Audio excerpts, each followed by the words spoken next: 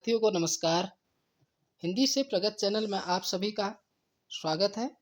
साथियों, आज हम मिश्रित शिक्षण, दल शिक्षण, सूक्ष्म शिक्षण एवं शिक्षण के सिद्धांतों के बारे में विस्तार से पढ़ने वाले हैं, जो परीक्षोपयोगी हैं, अति महत्वपूर्ण प्रश्न हैं। तो एलटी का जो शिक्षा मनोविज्ञान का सिलेबस दिया गया है, उसमें यूनिट 3 में ये शिक्षणों की बात की गई है, जो अति महत्वपूर्ण है। वीडियो में अंत तक बने रहेंगे तो नए नए तथ्य, नए नए प्रश्न आप सभी के सम्मुख आएंगे। आप उनको नोट भी करते चलेंगे, जिससे आपको फाइनल टच या सिंहावलोकन जब आप करेंगे पूरे सिलेबस का, तो उस समय बहुत आपको मदद मिलेगी, हेल्प मिलेगी। तो साथियों, चलते हैं बिना देरी किए हुए पहले प्रश्न की ओर।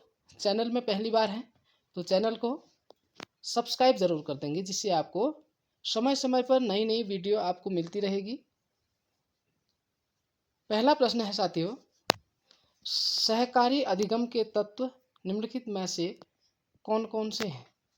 पहला विकल्प है व्यक्तिगत उत्तरदायित्व, दूसरा सकारात्मक परस्पर निर्भरता, तीसरा प्रोत्साहक अन्योन्य क्रिया, चौथा है सामाजिक कौशल, पांचवा है सामूहिक प्रक्रमण। अब आपको ये जो 5 विकल्प दिए गए हैं, इसमें से नीचे दिए गए विकल्पों में से सही उत्तर का चयन कीजिए, यानी आपको सही उत्तर का चयन करना है। नीचे पहला विकल्प है केवल ए बी सी और डी, दूसरा विकल्प है केवल बी और ई, तीसरा विकल्प है सी डी और ई, चौथा विकल्प है A B C D E.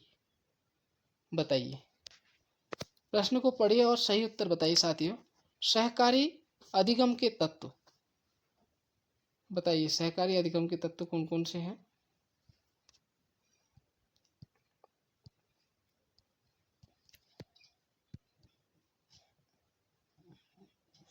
सही उत्तर बताइए। इसका सही उत्तर है साथियों चौथा विकल्प, यानी सहकारी अधिगम के तत्व में पहला है व्यक्तिगत उत्तरदायित्व, दूसरा है सकारात्मक परस्पर निर्भरता, तीसरा है प्रोत्साहक अन्योन्य क्रिया, चौथा है सामाजिक कौशल, पांचवा सामूहिक प्रक्रमण। ठीक है, तो ये सहकारी अधिगम के तत्व थे। उसके बाद दूसरा प्रश्न है, कला के एकीकरण के हिस्से के रूप में भाषा, गणित और पर्यावरण राज्यों के लिए एकीकृत परीक्षण पुस्तकें पहली बार कहाँ विकसित की गई थी? यह अति महत्वपूर्ण प्रश्न है। ये प्रश्न है साथियों, इसका सही विकल्प आप बताइए। अरुणाचल प्रदेश, केरल, असम, उत्तर प्रदेश। बताइए, कला के एकीकरण के हिस्से के रूप में भाषा, गणित और पर्यावरण राज्यों के लिए एकीकृत परीक्षण पुस्तकें पहली बार कहाँ विकसित की गई थी? अति महत्वपूर्ण प्रश्नों की श्रृंखला आप सभी के सामने आज आने वाली है, जिससे आप सभी को अत्यधिक फायदा होने वाला है। तो आप प्रश्न को गंभीरता से, तल्लीनता से, गहनता से पढ़ेंगे और सही उत्तर बताएंगे। इसका सही उत्तर है साथियों केरल। ठीक है, कला के एकीकरण के हिस्से के रूप में भाषा, गणित और पर्यावरण राज्यों के लिए एकीकृत परीक्षण पुस्तकें पहली बार केरल में विकसित की गई थी। ठीक है, तीसरा प्रश्न है, ई शिक्षा के साथ आमने सामने तथा परंपरागत कक्षा कक्ष प्रविधियों का युग्मन शिक्षण के मिश्रित उपागत के लिए प्रयुक्त होता है, जिसे कहा जाता है? पहला विकल्प है दूरस्थ अधिगम, दूसरा है सुविलयित अधिगम, तीसरा है समकालिक अधिगम, चौथा है गैर समकालिक अधिगम। बताइए, ई शिक्षा के साथ आमने सामने तथा परंपरागत कक्षा कक्ष प्रविधियों का युग्मन शिक्षण के मिश्रित उपागत के लिए प्रयुक्त होता है, जिसे कहा जाता है? 4 विकल्प हैं, सही उत्तर बताइए। सही उत्तर है साथियों सुविलयित अधिगम। सुविलयित अधिगम क्या करता है? ई शिक्षा के साथ आमने सामने तथा परंपरागत कक्षा कक्ष प्रविधियों का युग्मन शिक्षण के मिश्रित उपागम या मिश्रित उपागत के लिए प्रयुक्त होता है, सुविलयित अधिगम। ठीक है, आगे चल रहे हैं। मुख्य स्रोत अधिगम प्रबंधन प्रणाली यानी LMS मूडल का पूर्ण रूप क्या है? आपको बताना है। किसका? मुक्त स्रोत अधिगम प्रबंधन प्रणाली मूडल का पूर्ण रूप क्या है? पहला विकल्प है modular object oriented digital learning environment. दूसरा modular object oriented dynamic learning environment. तीसरा है MOOCs oriented digital learning environment. चौथा है multiple object oriented dynamic learning environment. बताइए मुक्त स्रोत अधिगम प्रबंधन प्रणाली मॉडल का पूर्ण रूप क्या है? 4 विकल्प हैं, सही विकल्प बताइए।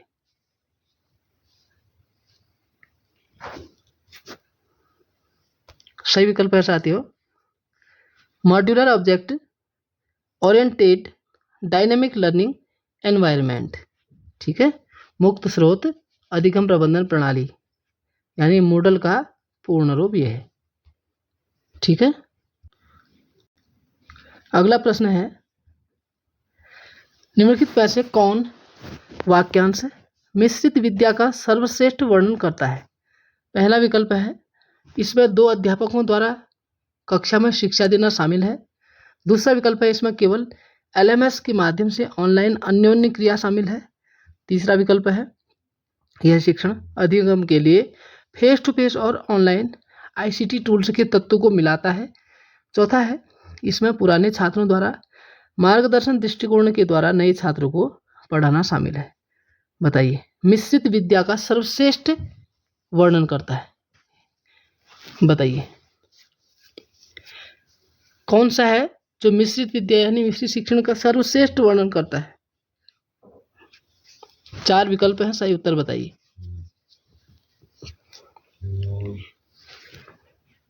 सही उत्तर है साथियों यह शिक्षण अधिगम के लिए फेस टू फेस और ऑनलाइन ICT टूल्स के तत्वों को मिलाता है। कौन? मिश्रित विद्या का सर्वश्रेष्ठ वर्णन करता है। ठीक है,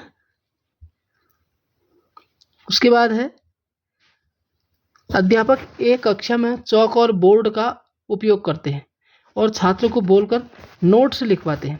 अध्यापक B डिजिटल संसाधन उपलब्ध कराने के लिए वीडियो सम्मेलन उपकरणों और LMS का उपयोग करते हैं। अध्यापक A और अध्यापक B अध्यापन की कौन सी प्रणालियां प्रयोग करते हैं? देखिए अति महत्वपूर्ण प्रश्न है। ऐसे ही प्रश्न परीक्षाओं में हूबहू पूछे जाते हैं, तो आप गंभीरता से प्रश्न को समझेंगे और उत्तर बताएंगे। पहला विकल्प है दोनों ऑनलाइन। दूसरा है दोनों ऑफलाइन। तीसरा है अध्यापक A ऑनलाइन अध्यापक B ऑफलाइन। चौथा है अध्यापक A ऑफलाइन अध्यापक B ऑनलाइन। सही उत्तर बताइए। प्रश्न को पढ़िए और सही उत्तर बताइए। पूछा जा रहा है कि अध्यापक A कक्षा में चौक और बोर्ड का उपयोग करते हैं और छात्रों को बोलकर नोट्स लिखवाते हैं। अध्यापक B डिजिटल संसाधन उपलब्ध कराने के लिए वीडियो सम्मेलन उपकरणों और LMS का उपयोग करते हैं। अध्यापक A और B अध्यापन की कौन सी प्रणालियां प्रयोग करते हैं? बताइए।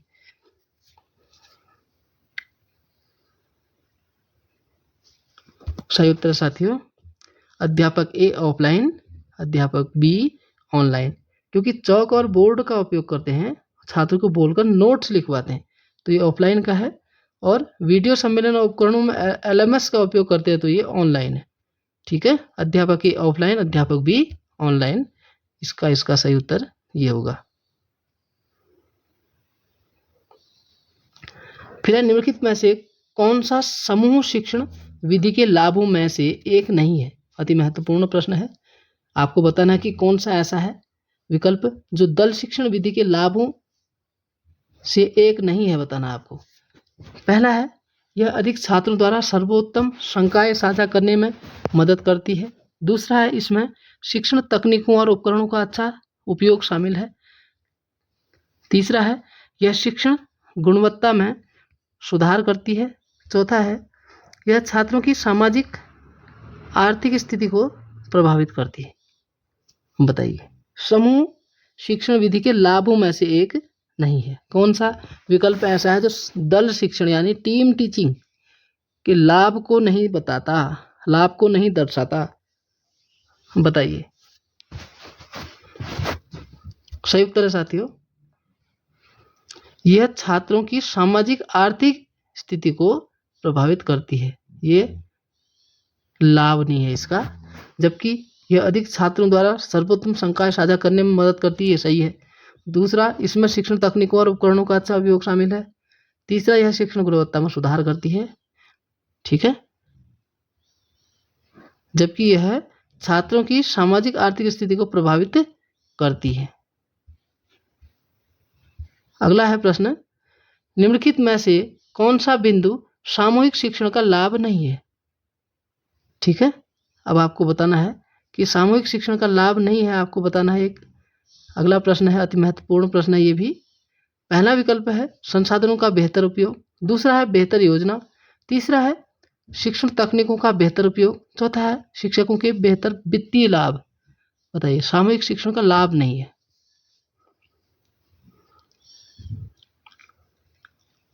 इसका सही उत्तर है साथियों चौथा विकल्प, शिक्षकों के बेहतर वित्तीय लाभ।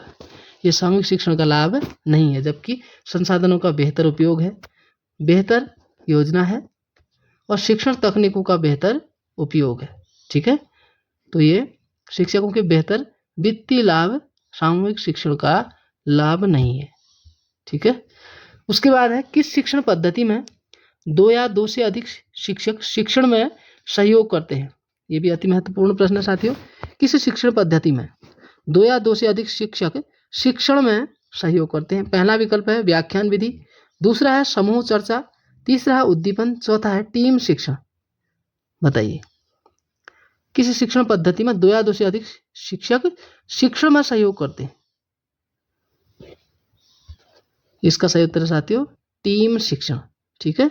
ये शिक्षकों की एक टीम होती है, शिक्षकों की एक टीम शिक्षण का कार्य करती है, ठीक है। इसमें 2 या 2 से अधिक शिक्षक शिक्षण में सहयोग करते हैं, तो ये टीम शिक्षण यानी दल शिक्षण कहलाता है।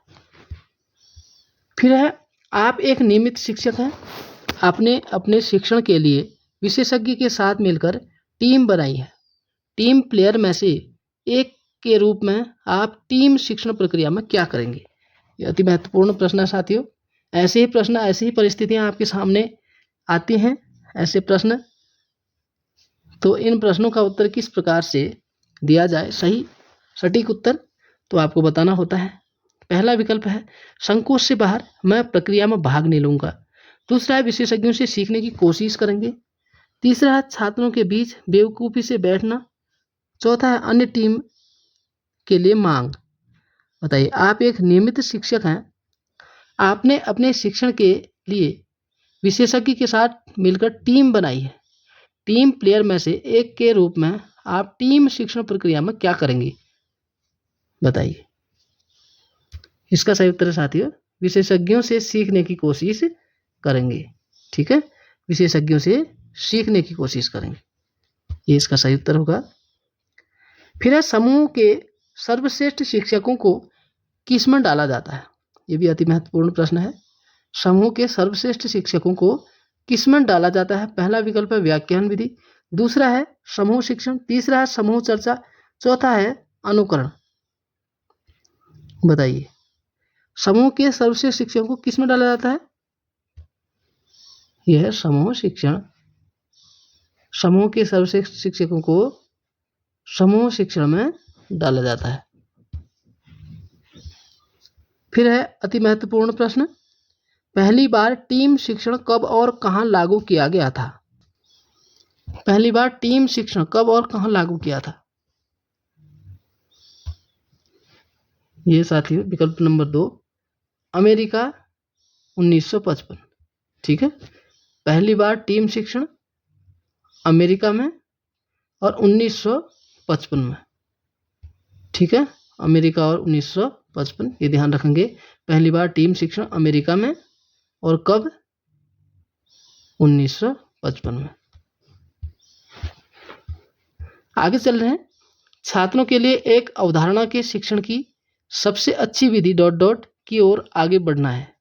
पहला विकल्प है कठिन से सरल, दूसरा है ज्ञात से अज्ञात, तीसरा है अज्ञात से ज्ञात, चौथा है अमूर्त से मूर्त। बताइए, छात्रों के लिए एक अवधारणा के शिक्षण की सबसे अच्छी विधि कौन सी है?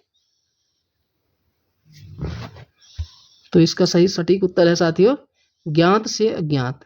सबसे पहले हम बच्चे से जो चीज़ उसे आता है उसके बारे में पूछेंगे, उसके बाद जो उसे नहीं आता उसके बारे में हम उसे बताएंगे।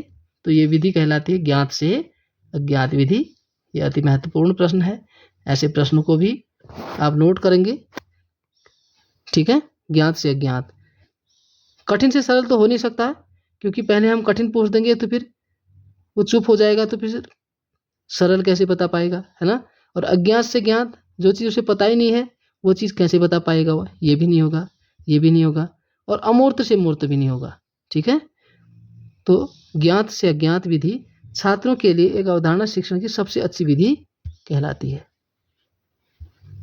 आगे है, फ्रोबेल की शिक्षण विधियां 4 मूल सिद्धांतों पर आधारित है। निम्नलिखित में से कौन सा इसका भाग नहीं है? ये भी अति महत्वपूर्ण प्रश्न है। फ्रोबेल की शिक्षण विधियां 4 मूल सिद्धांतों पर आधारित है। निम्नलिखित में से कौन सा इसका भाग नहीं है, बताना आपको। पहला विकल्प है सृजनात्मक अभिव्यक्ति का सिद्धांत। दूसरा है खेल द्वारा अधिगम का सिद्धांत। तीसरा है समाजशीलता का सिद्धांत। चौथा है स्वतंत्रता का सिद्धांत। बताइए, फ्रोबेल की शिक्षण विधियां 4 मूल सिद्धांतों पर आधारित है और निम्नलिखित में से कौन सा इसका भाग नहीं है? सही उत्तर बताइए। प्रश्न को पढ़िए, समझिए और सही विकल्प बताइए। सही विकल्प है साथियों समाजशीलता का सिद्धांत। ठीक है, ये समाजशीलता का सिद्धांत नहीं है। पहला है सृजनात्मक अभिव्यक्ति का सिद्धांत होता है। दूसरा खेल द्वारा अधिगम का सिद्धांत होता है और स्वतंत्रता का सिद्धांत भी होता है। ठीक है, तो फ्रोबेल की शिक्षण विधियां 4 मूल सिद्धांतों पर आधारित है और निम्नलिखित में से इसका भाग समाजशीलता का सिद्धांत नहीं है। ठीक, आगे चल रहे हैं। मान लीजिए कि कोई छात्र अपनी समस्याओं को अपने शिक्षक के साथ साझा करना चाहता है और वह इस उद्देश्य के लिए शिक्षक के घर जाता है, तो शिक्षक को करना चाहिए। प्रश्न का सही उत्तर बताएंगे। पहला विकल्प है छात्र के माता पिता से संपर्क करें और उसकी समस्या का समाधान करें, पहला विकल्प। दूसरा है उसे सुझाव दें कि उसे कभी भी उनके शिक्षक के घर नहीं जाना चाहिए। तीसरा विकल्प है उसे प्राचार्य से मिलने और समस्या का समाधान करने का सुझाव दें। चौथा विकल्प है उचित मदद करें और उसका मनोबल बढ़ाएं। बताइए, प्रश्न है कि मान लीजिए कि कोई छात्र अपनी समस्याओं को अपने शिक्षक के साथ साझा करना चाहता है और वह इस उद्देश्य के लिए शिक्षक के घर जाता है, तो शिक्षक को करना चाहिए। तो ऐसी स्थिति में आप क्या करेंगे, बताइए। सही उत्तर साथियों उचित मदद करें और उसका मनोबल बढ़ाएं। तो मान लीजिए कि कोई छात्र अपनी समस्या को अपने शिक्षक के साथ साझा करना चाहता है, भाई उसके पास कोई समस्या है और वो शिक्षक से कहना चाह रहा है। वह इस उद्देश्य के लिए शिक्षक के घर जाता है, वो चाहता है कि शिक्षक के घर जाए और अपनी समस्या को शिक्षक के सामने प्रेषित करे। तो ऐसी स्थिति में शिक्षक को उस छात्र की या उस बच्चे की मदद करनी चाहिए, उचित मदद, और उसका मनोबल बढ़ाना चाहिए। ठीक है, तो इसका सटीक उत्तर चौथा होगा। अगला है किसी सिद्धांत में कहा गया है कि सबसे अच्छी सीख तब होती है जब शिक्षक किसी छात्र को जागृत करने में सफल होता है। अब ऐसे प्रश्नों को बड़ी गंभीरता से, तल्लीनता से सुनेंगे, देखेंगे, पढ़ेंगे और नोट भी करते चलेंगे, तो निश्चित रूप से आप सभी को परीक्षा में फायदा होगा। तो प्रश्न पूछा जा रहा है कि किसी सिद्धांत में कहा गया है कि सबसे अच्छी सीख तब होती है जब शिक्षक किसी छात्र को जागृत करने में सफल होता है। पहला विकल्प है प्रेरणा का सिद्धांत। दूसरा है उत्तेजना का सिद्धांत। तीसरा है लक्ष्य निर्धारण का सिद्धांत। चौथा है साहचर्य का सिद्धांत। बताइए कौन सा सिद्धांत है? यह साथियों उत्तेजना का सिद्धांत। ठीक है, कि सबसे अच्छी सीख तब होती है कि जब शिक्षक किसी छात्र को जागृत करने में सफल रहता है, कि शिक्षक बच्चे को जागृत अवस्था में ला रहा है। तो जब शिक्षक उसको किसी चीज़ को किसी चीज़ के बारे में उसको जगा रहा है और वो बच्चा जाग रहा है, वो समझ रहा है, तो उत्तेजना का सिद्धांत ये कहलाएगा। ठीक है। फिर है शिक्षण सिद्धांत का ज्ञान एक अच्छे शिक्षक के लिए होना चाहिए क्योंकि यह सामग्री को रोचक बनाने में मदद करता है, यह अनुशासन बनाए रखने में मदद करता है, यह सरल तरीकों से सामग्री को समझने में मदद करता है, इससे समय की बचत होती है। बताइए, शिक्षण सिद्धांत का ज्ञान एक अच्छे शिक्षक के लिए होना चाहिए, क्यों होना चाहिए बताइए। यदि शिक्षण के सिद्धांत का ज्ञान एक अच्छे शिक्षक के पास होगा तो क्या होगा उससे, ये बताना है आपको। उससे होगा साथियों कि यह सामग्री को रोचक बनाने में मदद करता है। उसके बाद है सफलता की आवश्यकता। सफलता के लिए प्रत्याशा और सफलता का प्रोत्साहन मूल्य 3 प्रेरक कारक हैं जो निम्न में से किसकी मजबूती को निर्धारित करते हैं। पहला विकल्प है सामाजिक प्रेरणा, दूसरा है जैविक प्रेरणा, तीसरा है व्यक्तिगत प्रेरणा, चौथा है उपलब्धि प्रेरणा। बताइए, 4 विकल्प हैं, सही उत्तर बताइए। सफलता की आवश्यकता, सफलता के लिए प्रत्याशा और सफलता का प्रोत्साहन मूल्य 3 प्रेरक कारक हैं जो निम्न में से किसकी मजबूती को निर्धारित करते हैं। बताइए,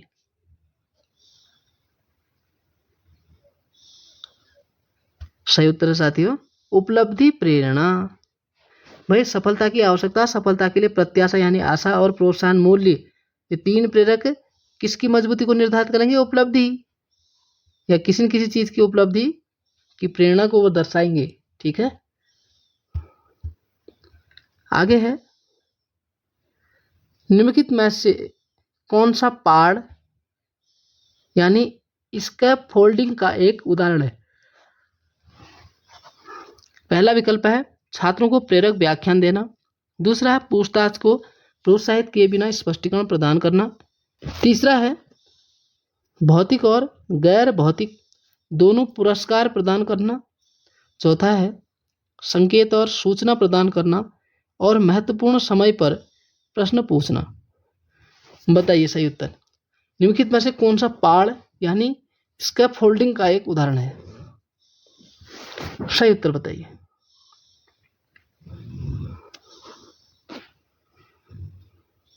इसका सही उत्तर है साथियों संकेत और सूचना प्रदान करना और महत्वपूर्ण समय पर प्रश्न पूछना। ये किसका उदाहरण है, पाड़ का यानी स्कैफोल्डिंग का एक उदाहरण है कि क्या करेगा, संकेत और सूचना प्रदान करना और महत्वपूर्ण समय पर प्रश्न पूछना। उसके बाद है निम्नलिखित में से कौन एक कक्षा में शिक्षण की गुणवत्ता को दर्शाता है। अति महत्वपूर्ण प्रश्न है। निम्नलिखित में से कौन एक कक्षा में शिक्षण की गुणवत्ता को दर्शाता है। पहला विकल्प है कक्षा में पूर्ण उपस्थिति, दूसरा है कक्षा में कई शिक्षण सहायक सामग्रियों का उपयोग करना, तीसरा है कक्षा में छात्रों द्वारा मौन का अवलोकन करना, चौथा है कक्षा में छात्रों द्वारा पूछे गए प्रश्नों की गुणवत्ता। बताइए, आपको बताना है कि कक्षा में शिक्षण की गुणवत्ता को दर्शाता है। 4 विकल्प हैं, समुचित विकल्प बताइए।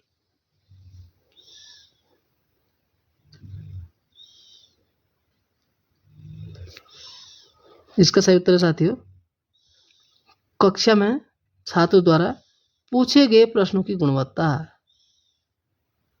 कक्षा में शिक्षण की गुणवत्ता को यह दर्शाता है कि कक्षा में छात्रों द्वारा पूछे गए प्रश्नों की गुणवत्ता, कि कौन से प्रश्न बच्चे कर रहे हैं और क्या गुणवत्ता उन प्रश्नों में है। ठीक है, छात्रों द्वारा पूछे गए प्रश्नों की गुणवत्ता क्या दिखाता है कि शिक्षण की गुणवत्ता को दर्शाता है कि किस गुणवत्ता में हमने शिक्षण किया है और किस आधार पर बच्चों के प्रश्न है, किन गुणवत्ताओं को स्पर्श करते हुए वो प्रश्न पूछ रहे हैं। ठीक है, तो साथियों आज आप सभी ने ये 20 अति महत्वपूर्ण प्रश्नों को पढ़ा जो परीक्षा उपयोगी हैं और निश्चित रूप से आप सभी को एलटी के पेपर में मदद करने वाले हैं। तो यदि आप सभी के लिए ये वीडियो लाभकारी रहती है साथियों। तो चैनल को सब्सक्राइब, शेयर, लाइक ज़रूर करेंगे, जिससे आप सभी को आने वाले समय में नई नई वीडियो समय समय पर मिलती रहेंगी। वीडियो में बने रहने के लिए बहुत बहुत धन्यवाद साथियों।